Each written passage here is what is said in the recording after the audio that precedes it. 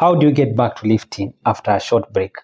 I am going to assume that you've taken a break of between 2 to 5 weeks. You are not in a deficit, you've been consuming enough protein, and you've been getting enough sleep.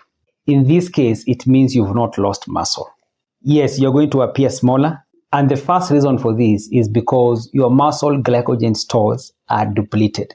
The other reason is because you do not have a pump on.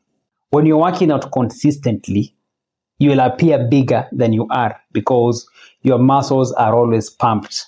But when you take a break, you're going to lose that pump because the muscles are not consistently used. So what should you do? Number one, you're going to reduce the amount of weight you're going to be using at the gym. Do not attempt to lift the same weight you were lifting before. The reason for this is we gain strength faster than we gain muscle.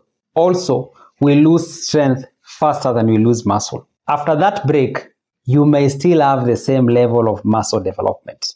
But since you've not been working out for some time, you're going to lose strength. And the scientific reason for this is what determines your level of strength is not only the muscle. Strength is a skill set.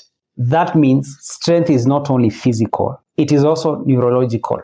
That means you need to leave your ego at the door and drop that weight. The good thing is you do not need to drop it by a big percentage. It's only 10 to 15%. The second thing you should do is you should not try to progress fast. Just go back to your progression system and start progressing again. You need to pretend that the weight you're lifting now is your normal weight and you start progressing slowly. The good thing is you will get back to normal quite fast. Just do not try to rush it. Within some few weeks, you'll be back on track. You'll be lifting your normal heavy weights and you'll be back to making progress.